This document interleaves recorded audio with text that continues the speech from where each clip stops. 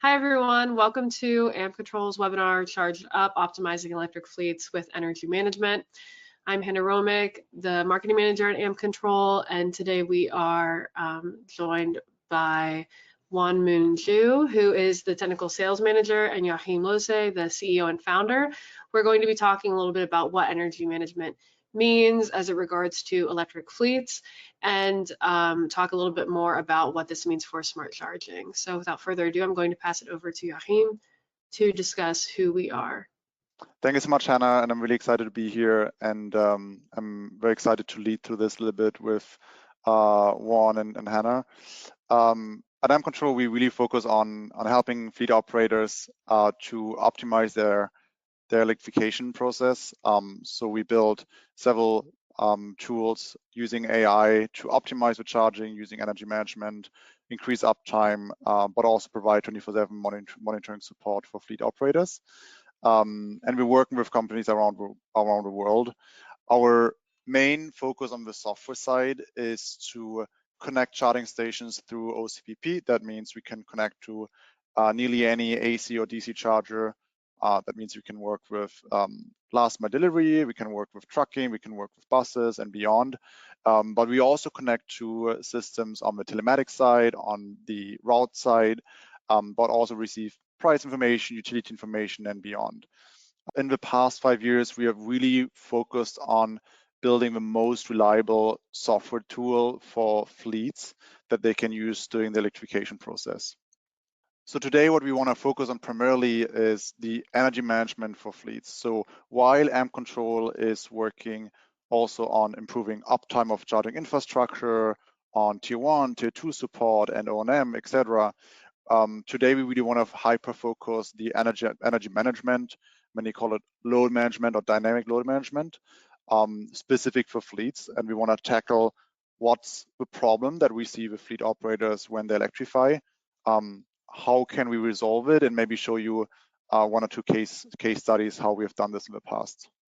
I want to start with maybe one or two problems that we think are critical to understand. In case you're a fleet operator, you might be aware of it. In case you're not, or are currently in the process of installing your first charging stations, you will see very soon that the lack of grid capacity is one of the biggest challenges on EV charging projects in general.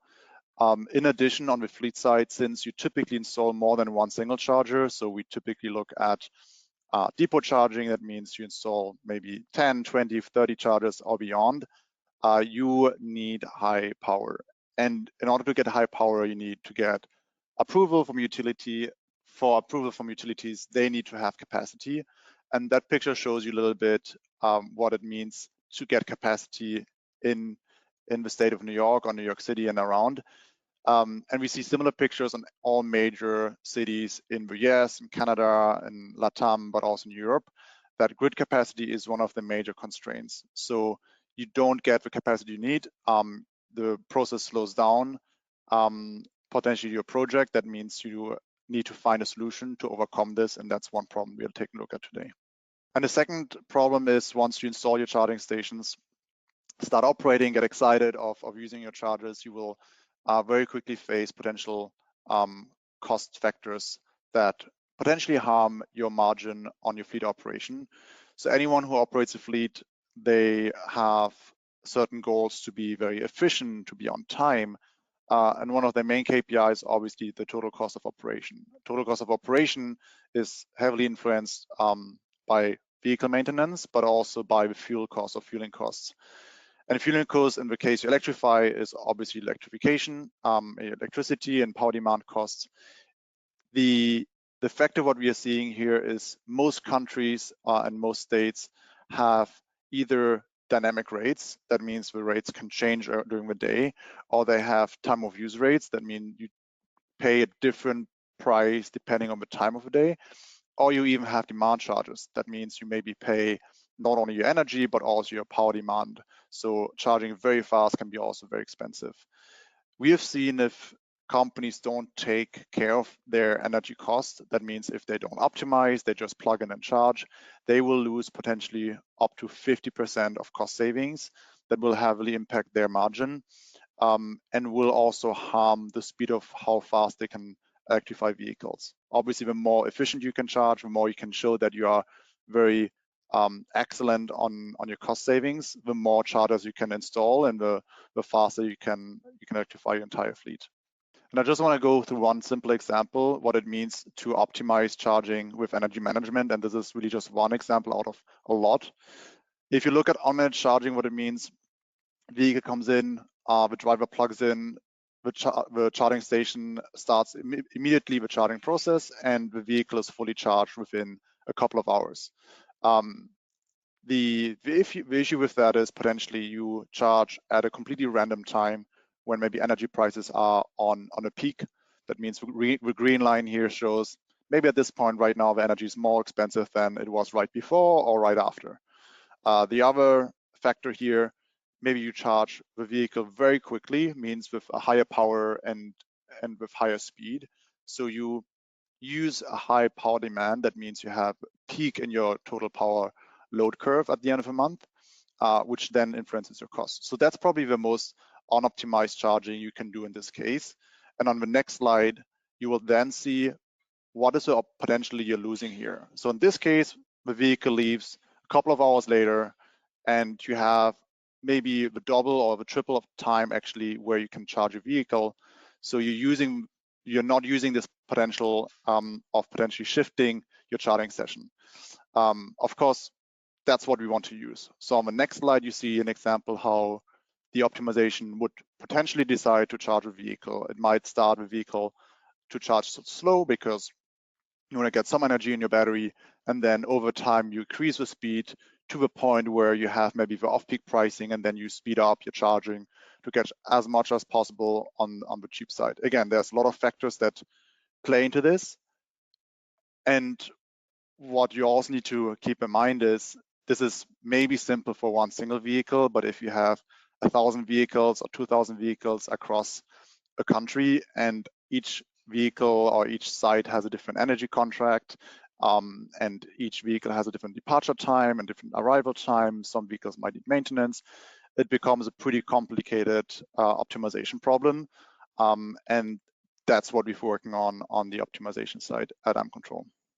And just to finish, maybe introduction here, what I want to show you just one simple example that we are doing with Revel. Revel is one of our most important, longest customers that is using Ampcontrol for their entire operation of all the vehicles in the US. What is exciting about is that they have been proving that they can save between 30 and 45% of their monthly electricity costs by using Ampcontrol's energy management. So basically, they apply a similar behavior, what I just showed you in the example, across all their vehicles. In addition, they can use the energy management to oversubscribe the interconnection of a grid. So at Ampcontrol, we are the first and only fully cloud-based software that is UL certified for this. So also Revel takes advantage of that. And since we started working with Revel, they have been optimizing over 250,000 charging sessions over several years.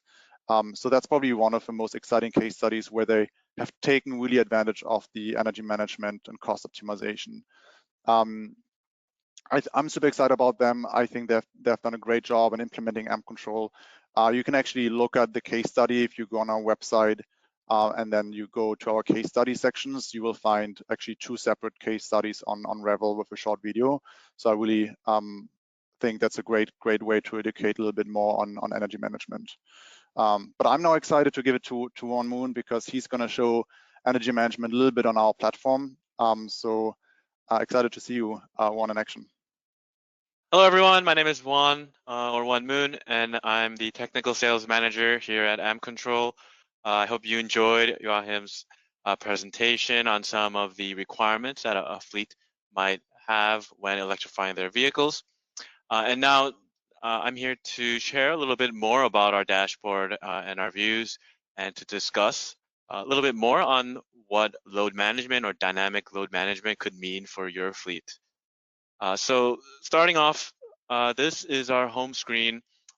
This view is really designed to give you an overview of your current operations. So here on the top left, we see all of the alerts that we may have for this particular site. This includes whether certain chargers have faulted, any notification that say vehicles are perhaps delayed. On the top right, here we see the live network load. So as an example, we are currently using around 250 kilowatts at this particular site. And finally, on the bottom here, we see just all of the charger statuses. So you see certain chargers and their connectors and their live charging speed, as well as the vehicle that may be plugged in and additional uptime and session information.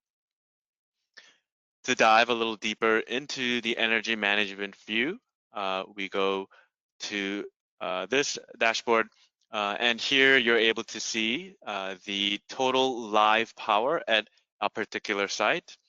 And so here we see, as mentioned before, we are using around 250 kilowatts at this given time. In this view, you can also see all of the past, present, and future EV load.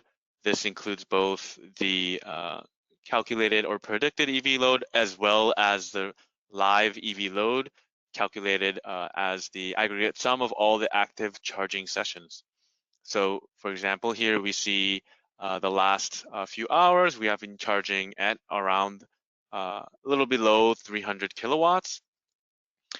You'll notice here that there's also a red line. So the red line designates the maximum capacity. The system will never go above the red line. And so to demonstrate this further, I can actually zoom out from this view that we have right now.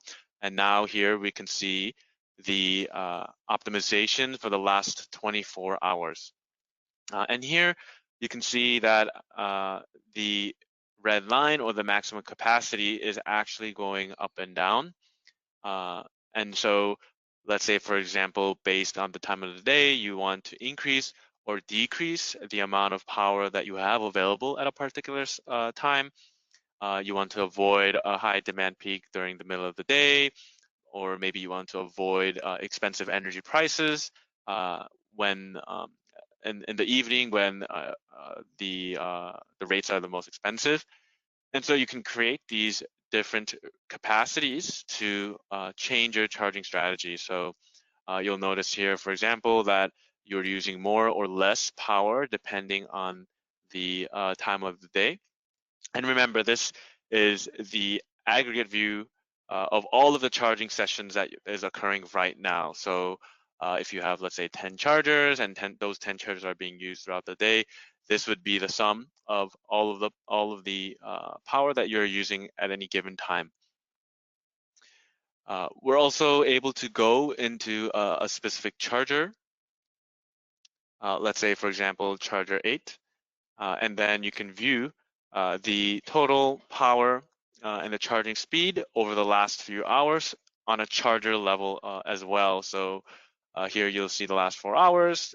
The charger has been using power exactly like this. And in addition, we can also zoom out to, let's say, the last 24 hours, and you'll notice that the charging rate has fluctuated or has been changed quite significantly.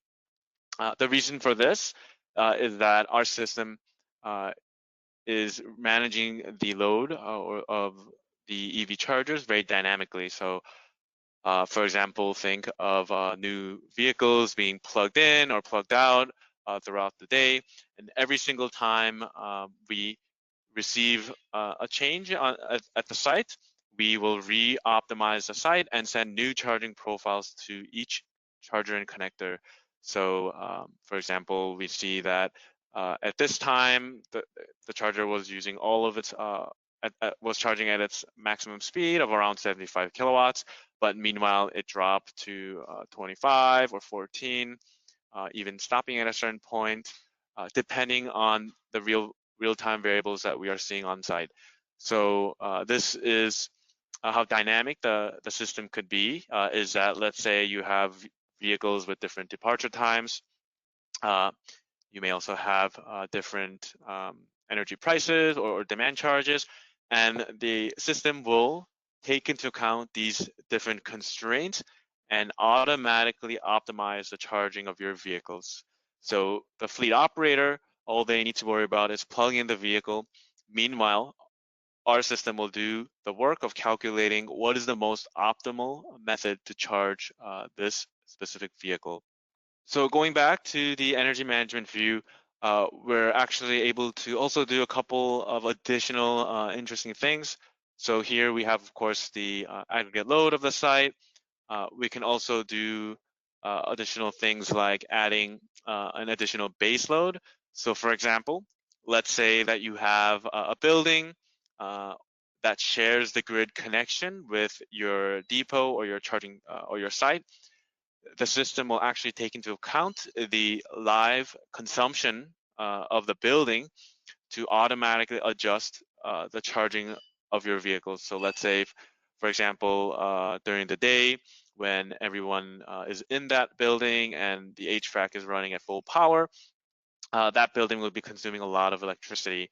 To accommodate for this, the system will also give less power to the EV chargers because it knows that how much electricity the building is currently using. Conversely, at night, let's say, when the building is empty and it's using very little power, as designated right here during around midnight, then we have more power for the EV chargers and it will designate more power for the actual charging sessions. We can also incorporate, let's say, solar generation. So here we see the live solar generation of some solar panels that we have on site. And this is very similar to the building example, except the other way around. When the sun is out during the day and there's a lot of solar generation, we have extra power available for the EV chargers. So the algorithms will take into account the generation from the solar panels and allocate more power to the chargers. And finally, we're also able to incorporate demand response events to our optimizations as well. Let's say you have some grid services available that you want to participate in, such as a demand response program or a V2G program.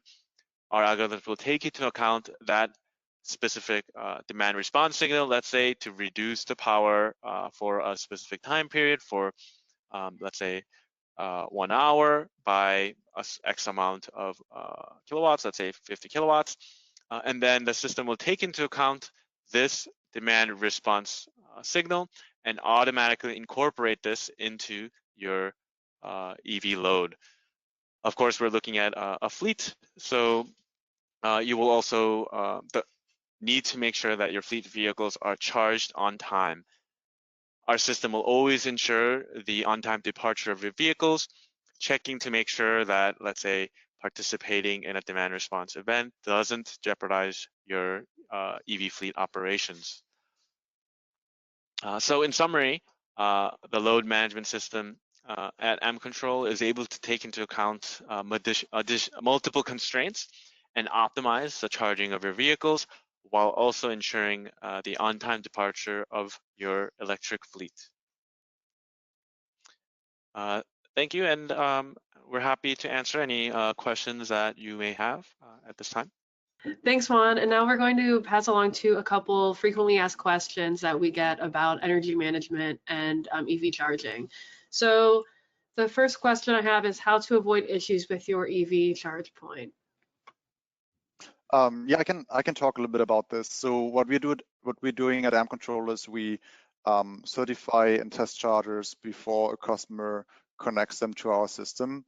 That means we do several interoperability testing with a hardware manufacturer or directly in our lab.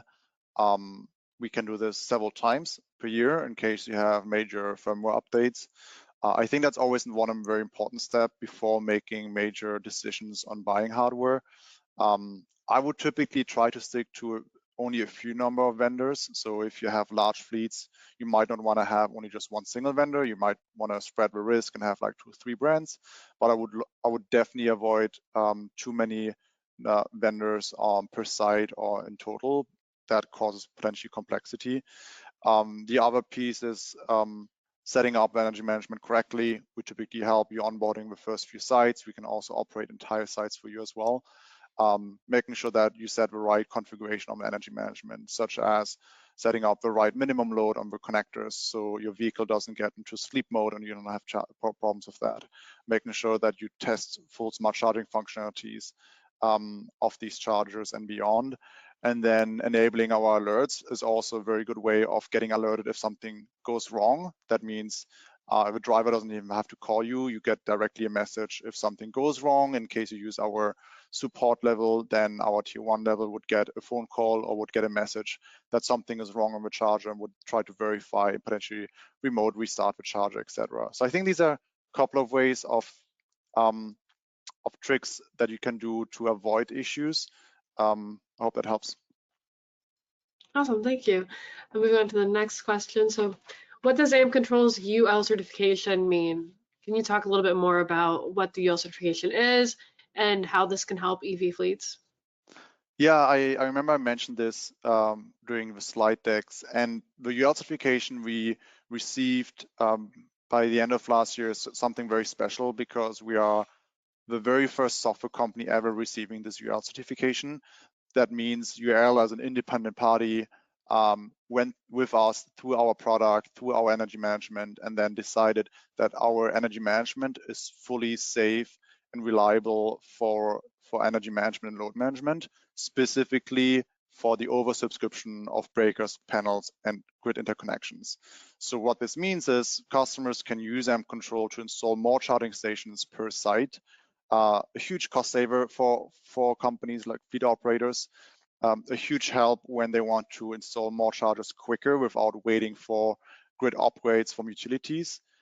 So we believe this UL certification is really a game changer in the industry. We hope that more companies will get this UL certification, so companies are not only relying on Ampcontrol, but right now I think it's really a game changer for fleet companies to accelerate the electrification.